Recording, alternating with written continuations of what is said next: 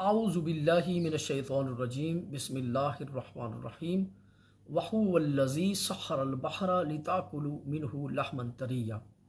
पाक है वो ज़ात जिसने तुम्हारे लिए समंदर को मुसख्खर कर दिया ताकि तुम खाओ इसमें से ताज़ा गोश्त। सदक़ल्लाहुल अज़ीम।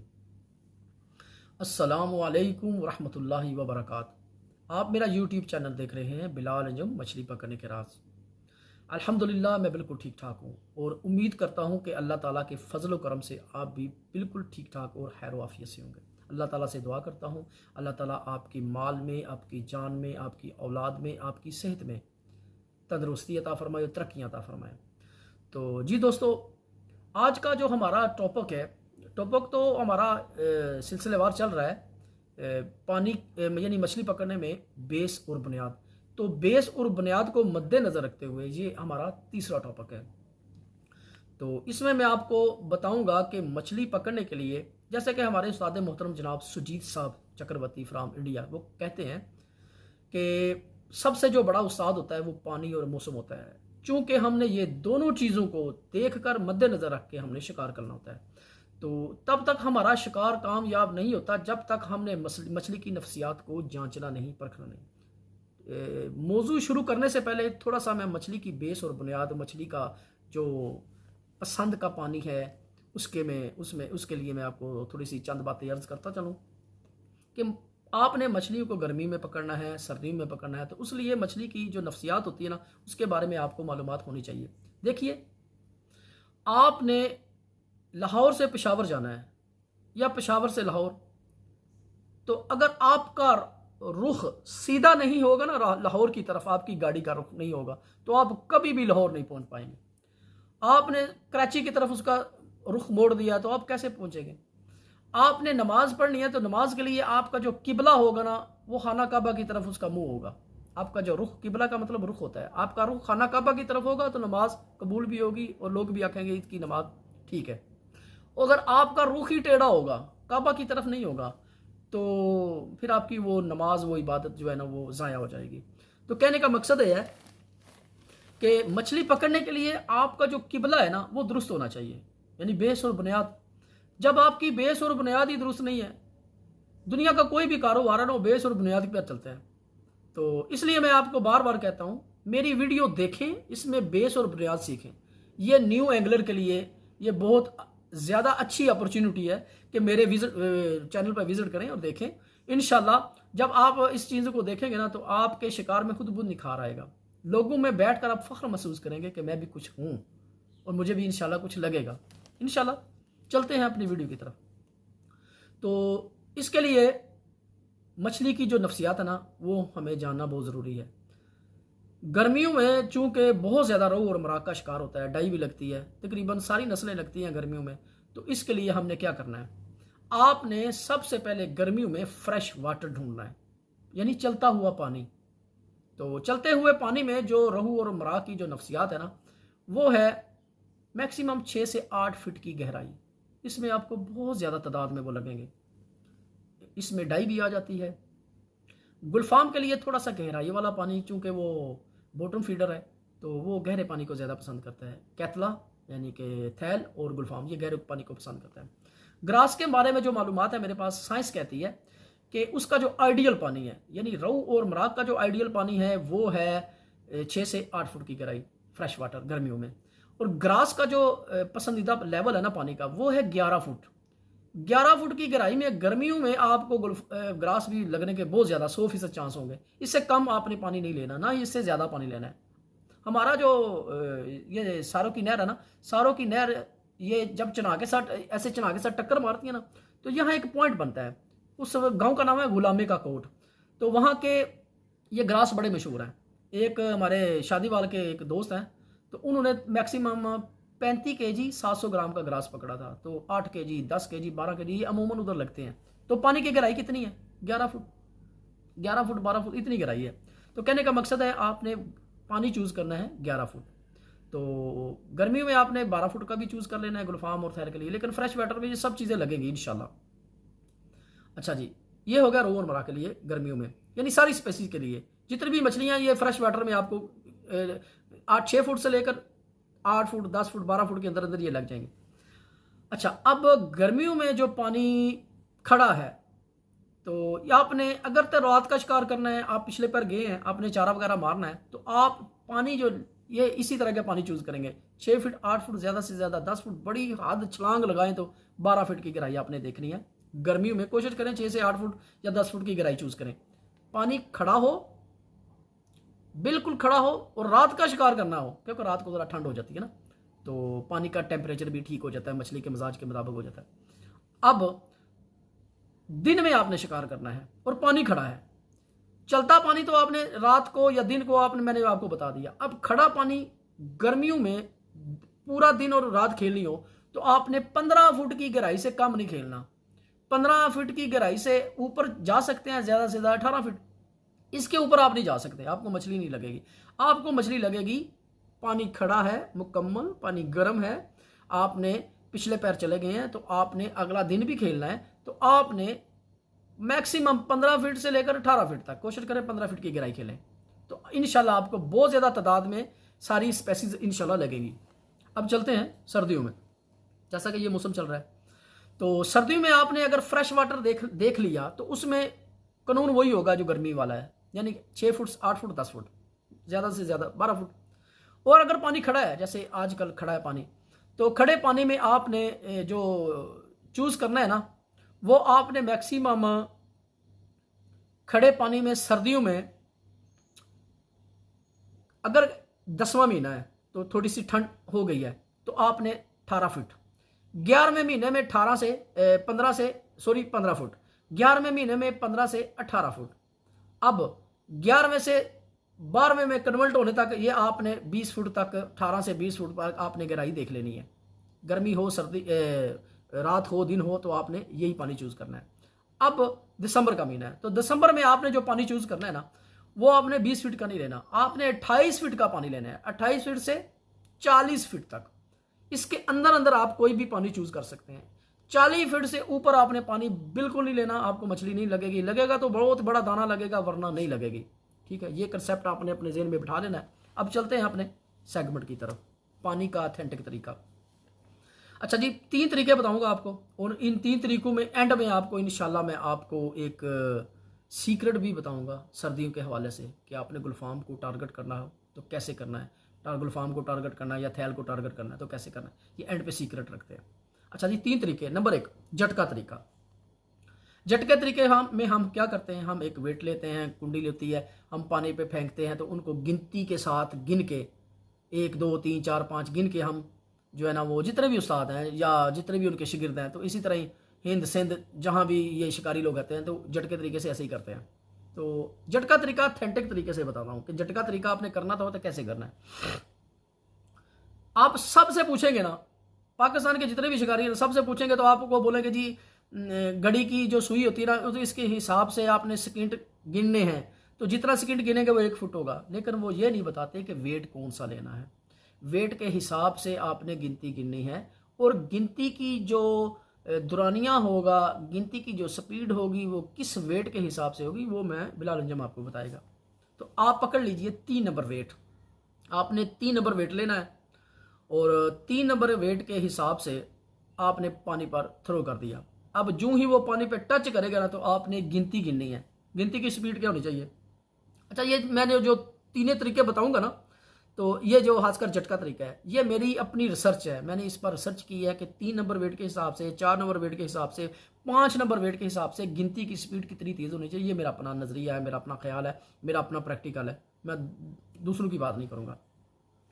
अच्छा जी, पानी पर वेट टच हुआ तो आपने गिनती की जो स्पीड गिनी है, वो बिल्कुल जो आपके मोबाइल में जो घड़ी है ना, घड़ी को देख लें, या आपकी जो हाथ पे जो घड़ी बंदी है, उसकी जो सेकंड की जो स्पीड होगी ना, आपने सेम से वही स्पीड से गिनती गिननी है।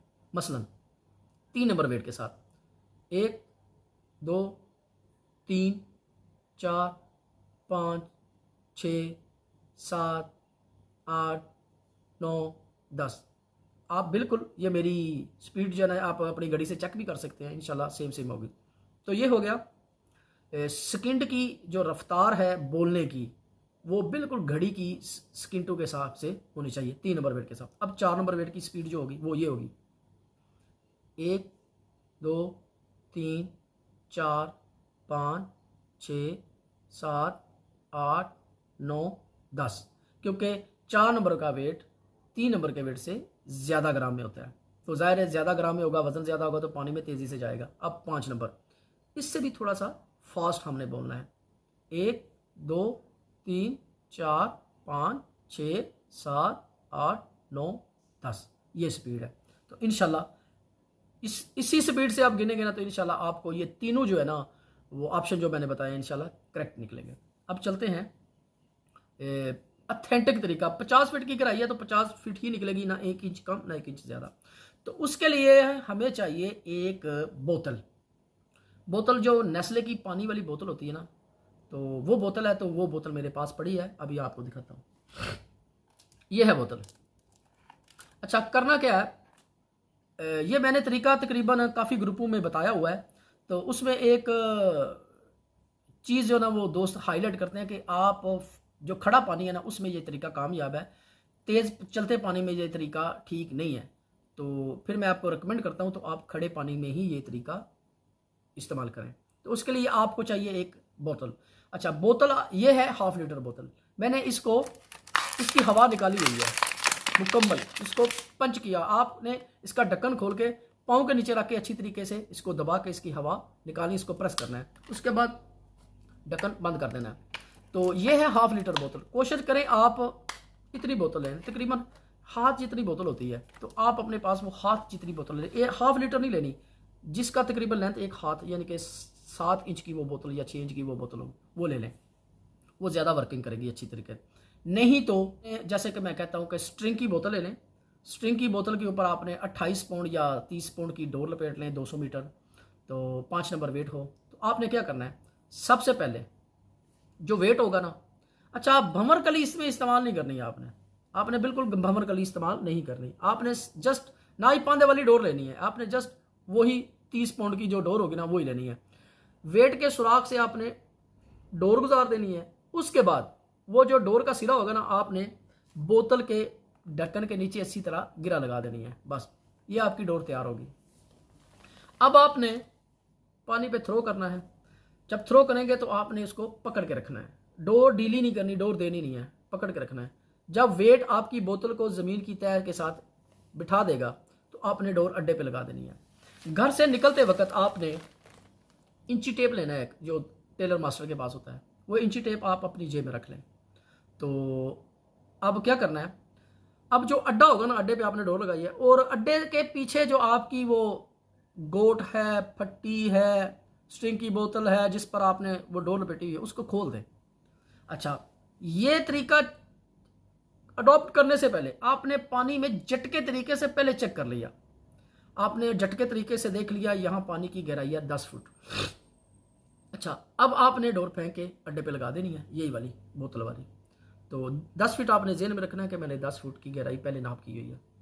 अब आपने क्या करना है, जो अड्डे पे डोर लगी है ना, अड्डे की डोर से जो पीछे डोर होगी ना उसको माप कर लेना है। आपके पास इंची टेप है तो 36 इंच का एक गज होता है।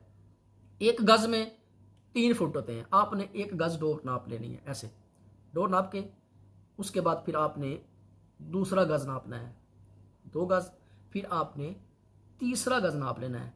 तो ये हो गए 3 गज, ये 9 फुट आपकी जो लेंथ है ना ये हो गई।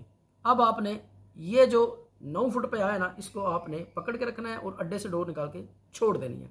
जो ही अड्डे से डोर निकालेंगे, वेट तो उधर ही रह गया ना, बोतल जमीन से ऐसे उठेगी, क्योंकि उसको अब रोका किसने था, वेट ने नहीं रोका था। वेट ने एक मिजाइन काम किया था, कि दीवार कायम की कि ये तेरी हद है, इधर से आगे पीछे नहीं जाना, ठीक है। वेट ने उसको रोक रखा था। रोका किसने था पीछे से, आपकी वो जो अड्डे पे डोर लगी है। अब अड्डे पे डोर उतार के जब आप छोड़ेंगे तो वो पानी पर सफ़र करती हुई ऊपर आएगी, लेकिन ऊपर नज़र नहीं आएगी, क्योंकि आपने पहले चेक किया है कि 10 फुट की गहराई है। अब 1 फुट बाकी है। अब आप आधा फुट नाप करें, आधा फुट नाप करके ऐसे फिर छोड़ें तो पानी पे देखें नहीं नज़र आई, फिर आधा फुट नाप करके फिर छोड़ें तो पानी पर ऊपर बोतल नज़र आ जाएगी। तो ये था पानी चेक करने का ऑथेंटिक तरीका। अब हम इसको लेते हैं एक और झटके तरीके के साथ। जो तीसरा तरीका है वो है, जैसे आपके हम बचपन में एक काने वाली कुंडी बनाकर डोले पकड़ते थे। तो आपने एक काने वाली कुंडी लेनी है। तो उस पर आप पांदे वाली डोर भी लगा सकते हैं, बंवर कली भी लगा सकते हैं गिरफ्त के तौर पर, पकड़ने के तौर पर। तो उस पर आपने झटके तरीके से पानी चेक कर लिया, 10 फीट है। अब आपने काना लेना है, और काना भी ऐसा होता है, काने में सुराख करते हैं और डोर को डबल करके उसके अंदर डाल के ऊपर से घुमाकर उसकी एडजस्टमेंट भी कर लेते हैं। अगर आपको काना निकालना भी हो तो काना निकल भी जाता है। काने की एडजस्टमेंट करनी हो तो आप उसको 10 फुट ऊपर, 9 फुट ऊपर, 6 फुट ऊपर भी कर सकते हैं। तो आपने इस तरह एडजस्टमेंट कर लेनी है, 8 फुट की एडजस्टमेंट कर लेनी है, वेट से ऊपर 8 फुट पहले ही नाप कर लें, वेट से ऊपर 8 फुट की एडजस्टमेंट कर लेनी है। पानी पे फेंकें, काना हल्का होता है, पानी में तैरेगा, लेकिन वेट उसको डुबो के रखेगा। अब बाहर निकालें। बाहर निकालने के बाद आपने वो जो काना है ना, काने को 1 फुट और ऊपर करें, फिर फेंकें। 8 फुट था, अब 9 फुट हो गए। काने को ऐसे देखेंगे ना तो वो नहीं तैरेगा। आप फिर निकालें, फिर उसको 1 फुट और ऊपर करेंगे, पानी पर नजर मारेंगे तो काना पानी के ऊपर आ जाएगा। इसकी मैं एक और मिसाल देकर समझाता हूं। आपके पास गुब्बारा है, आपने गुब्बारे पे हवा भरी है, और हवा वाला गैसी गुब्बारा जो होता है, आपने उसको धागा लपेट दिया है, जैसे हम उड़ाते हैं गुब्बारा, ठीक है। तो आपने क्या किया है, 4 पाई की एक तरफ और 4 पाई की दूसरी तरफ, आप सराने वाली साइड पे हैं, अपने दोस्त को बोला है कि आप पैंदी वाली साइड पे हो जाएं। तो आपने वो गुब्बारा नीचे से ना उस दोस्त को पकड़ा दिया। अब वो जो बाई होगी ना, जो बाई होगी, अब ये गुब्बारा है, ठीक है। अब डोर आपके पास है, अब गुब्बारे को छोड़ते जाएंगे ना, तो वो जो बाई होगी ना, बाई का किरदार क्या है, वेट है। ये वेट ने उसको बोतल को उधर रखा हुआ है, तो ये बाई का भी तल्लक है कि बाई ने उसको उधर रखा हुआ है दूर। तो अब जितना वो गुब्बारा छोड़ेंगे ना, तो ऐसे गुब्बारा ऊपर ही जाएगा। 1 फुट छोड़ेंगे तो गुब्बारा 1 फुट ऊपर आएगा, 2 फुट छोड़ेंगे तो 2 फुट आएगा। ये आसान सी मिसाल है। तो ये थे 3 तरीके जो मैंने आपको बता दिए। अच्छा, ये तरीका मुझे बताया किसने, मिर्ज़ा अरसलान बेग फ्राम लाहौर, मिर्ज़ा सनी बेग उसका नाम है। तो खरादिया एक माशाल्लाह अच्छा शिकारी है, तो उसने मुझे नेट से ये तरीका देखकर बताया। असल में गोरे जो करते हैं ना, वो फ्लोट के साथ करते हैं। तो फ्लोट ज़ाहिर है 100 का, 200 का, 150 का मिलेगा। तो मैं कहता हूँ फ्लोट को मारो गोली, आप ये बोतल ले लें तो बोतल के साथ करें, फ्लोट लेने को ज़्यादा ज़रूरी नहीं है। तो वो फ्लोट के साथ करते थे। उसने वो तरीका देखा, तो पाकिस्तान का वो वाहिद आदमी था, वो वाहिद शिकारी था, अभी भी है, अल्लाह पाक उनको से तंदुरुस्ती दे, तो अभी भी है। तो उसने ये तरीका मुझे 4 बार बताया था, मुझे समझ नहीं आ रही थी, क्योंकि उसको समझाने का वल नहीं था ना। तो फिर जब 5वीं बार आई तो फिर उसने कहा कि अब समझ आ गई। मैंने बोला अब आई है, तो फिर मैंने उसको पूरी डिटेल के साथ बताया, कैसे बिल्कुल ठीक है। तो मुख्तलिफ ग्रुपों में मैंने ये सवाल भी किए थे कि आपको पानी का चेक करने का अथेंटिक तरीका है किसी को, तो तकरीबन मोस्टली काफ़ी ग्रुपों में ऐड था। तो पाकिस्तान में कोई ऐसा आदमी जिसने मुझे ये तरीका बताया हो, बिल्कुल नहीं। बिलाल अंजम ने ये सारा तरीका इंट्रोड्यूस करवाया, मुख्तलिफ ग्रुपों में बताया। मैं एक सवाल कर देता था कि पानी का अथेंटिक तरीका किसी के पास है, तो कहते थे नहीं, किसी के पास नहीं है। बड़े बड़े उस्ताद थे मेरे, साथ बड़े बड़े अटैच हैं, तो उनको भी मैंने बताया। अच्छा, ये होगा तरीका। तो वीडियो के एंड पर मैंने आपको एक सीक्रेट का वादा किया था। अच्छा, ये वीडियो इससे ज़्यादा लंबी ना हो जाए तो सीक्रेट बताता हूँ। आपने सर्दियों में गुलफाम को पकड़ने के लिए आपने सबसे पहले रेत वाला पॉइंट चूज़ करना है। रेत वाला पॉइंट, मिट्टी वाला पॉइंट नहीं लेना। क्यों? जैसा कि हम सर्दियों में अपने बचाव के लिए लिहाफ, कोटी, जर्सी, स्वेटर वगैरह पहनते हैं, तो मछलियों का कौन वाली वारस है? अल्लाह रब्बुल इज़्ज़त। तो अल्लाह रब्बुल इज़्ज़त ने पानी के अंदर कुछ इस तरह का सिस्टम रखा हुआ है कि जिससे मेरी जो मखलूक है वो सर्दी से बच जाए। तो होता क्या है, आपने रेत वाला पॉइंट चूज़ करना है, क्योंकि पानी को गर्म करने लगी। आपको पता है ना, ये लावे कहाँ से निकलते हैं? ज़मीन के अंदर से निकलते हैं। गैसें कहाँ निकलती हैं? ज़मीन के अंदर से निकलती हैं। तो क्या होगा, जब रेत वाली तह के ऊपर मिट्टी वाली तह आ जाएगी, तो मिट्टी की तह मसाम बंद कर देगी रेत के। आपने शिकार के पॉइंट पे देखा होगा कि पानी से बुलबुले निकलते हैं। वो पानी से जो बुलबुले होते हैं ना, वो नीचे पातल होती है, ना वो कचवा होता है, ना वो मछली होती है। बाज़ अगर कुछ मछलियाँ भी बुलबुले निकालती हैं, लेकिन आपके जहाँ आप खड़े हैं ना, तो एक टखने टखने पानी में आपको वो बुलबुलियाँ नजर आएंगी, वो असल में गैसें निकल रही होती हैं। तो आपने मिट्टी वाले पॉइंट इसलिए नहीं चूज करना क्योंकि मिट्टी की जो लेयर रेत पर चढ़ जाएगी ना, वो मसाम बंद कर देगी। तो आपने रेत वाला पॉइंट चूज करना है, तो उसमें वो गैसेज निकलेंगी, गैसेज पानी को गर्म करेंगे। वो गैसेज क्या है? वो ऑक्सीजन है जो पानी को गर्म करती है। अच्छा, ये हो गया एक ट्रिक। दूसरा ट्रिक, चौधरी वसीम खान पिंड दादन खान, तो उसने मुझे ये तरीका बताया, जो मैंने पहली वीडियो में उसकी तस्वीर भी मेंशन की थी और ये बताया भी था। उसने जो तरीका बताया था ना, उसने बताया था कि जब दरिया और नहरें बंद हो जाएं तो फ्रेश वाटर होता है, अचानक वो फ्रेश वाटर आस्ता आस्ता फिर ठंडा होना शुरू हो जाता है। तो जब देखें आप एक जगह पे खड़े हो जाएंगे ना, तो आपका खून जो है ना वो गर्म होता था, तो गर्म होने के बाद जब खड़े हो जाएंगे तो वो खून आस्ता आस्ता ठंडा होना शुरू हो जाएगा, फिर आपको सर्दी भी लगती है। जब आप चलते रहेंगे तो खून गर्दिश करेगा, खून गर्म होगा, तो आपको सर्दी महसूस कम होगी। तो इसी तरह जब पानी चलता है ना तो फ्रेश वाटर होता है, गर्म होता है। जब पानी खड़ा हो जाएगा ना तो आसमान से कोरा पड़ेगा ना तो पानी ठंडा होना शुरू हो जाएगा। तो ठंडा होने से फिर क्या होता है, मछली आपको नहीं लगेगी। तो आपने क्या करना है, जब भी नहर और दरिया बंद होते हैं ना तो ताज़ा ताज़ा शिकार करना है, 2-3 दिन के अंदर अंदर कर ले, नहीं तो 5-6 दिन गुजरने के बाद वो पानी स्टेल हो जाएगा, तो आसमान से कोरा पड़ेगा, पानी को मुकम्मल यह कर देगा, तो मछली आपको नहीं लगेगी। तो क्या करना है, जब मुकम्मल पानी ठंडा हो जाए तो उस दिन से लेकर 15 दिन तक आपने वेट करना है। 15 दिन के बाद अल्लाह रब्बुल इज़्ज़त वो गैसों का निज़ाम शुरू कर देंगे, वो ऑक्सीजन खारिज करना शुरू कर देंगे, तो पानी गर्म होना शुरू हो जाएगा। तो आपको कैसे पता चलेगा जी पानी गर्म है, तो आपने देखना है कि पानी के ऊपर आपको भाप नज़र आ रही है। जो ही आपको पानी के ऊपर भाप निकलना शुरू हो गई तो समझ लीजिए ये करेक्ट टाइम है आपके शिकार करने का। तो इंशाल्लाह ये आपको ज़रूर लगेगी मछली, 100% लगेगी। अच्छा, जो मैंने वो पहला तरीका बताया था कि पानी के अंदर गैस निकलती है, वो पानी को गर्म करते हैं, हमारे एक बहुत अच्छे सीनियर एंगलर है, मैं उनको तो उस्ताद ही कहूँगा, उस्ताद साजिद शफ़ी फ्राम लाहौर। तो उनके साथ मैं अटैच था, तो उन्होंने मुझे एक सीक्रेट ये राज बताया था कि गुलफाम को सर्दी में पकड़ने के लिए आपने रेत वाला पॉइंट चूज़ करना है, मिट्टी वाला नहीं। गहरा पानी चूज़ करना है, रेत वाला पॉइंट चूज़ करना है कि रेत से गैसेज निकलेगी। तो ये भी मैंने आपको बता दिया, क्योंकि मेरी ये आदत है, किसी का भी फार्मूला हो मेरे पास आए तो मैं उसका नाम ज़रूर लेता हूँ, ताकि ये जो क्रेडिट है ना वो मुझे नहीं बल्कि उसको मिले। मेरे लिए भी दुआ कीजिएगा, मिर्ज़ा अरसलान बे के लिए भी दुआ कीजिएगा, चौधरी वसीम साहब के लिए भी दुआ कीजिएगा, और साजिद शफ़ी फ्राम लाहौर उनके लिए भी दुआ कीजिएगा। ये उन लोगों के ट्रिक है, मेरे अपने कोई ट्रिक नहीं है। जो मेरे ट्रिक होते हैं मैं उनमें किसी का नाम नहीं लेता, खुद ही होता हूँ। तो आपको वीडियो कैसी लगी? उम्मीद करूंगा कि इंशाल्लाह ये जो वीडियो है ना आपको बहुत अच्छी लगेगी। इसी तरीके से आप पानी चेक करेंगे और मुझे आपने कमेंट करके बताना है कि बिलाल भाई मेरा जो तरीका है, जो मिर्ज़ा अरसलान बेग ने जो बताया था, वो ठीक था कि नहीं, वर्किंग करता है कि नहीं। क्योंकि लोगों ने चलते वाटर में इसको अडॉप्ट किया लेकिन वो इतना अच्छा रिजल्ट नहीं मिला। तो ये खड़े पानी के लिए था। तो इजाज़त दीजिए बिलाल अंजो को। खुश रहिए, खुशियाँ बांटिए, दुआओं में याद रखिएगा। अस्सलामु अलैकुम वरहमतुल्लाहि वबरकातुहू।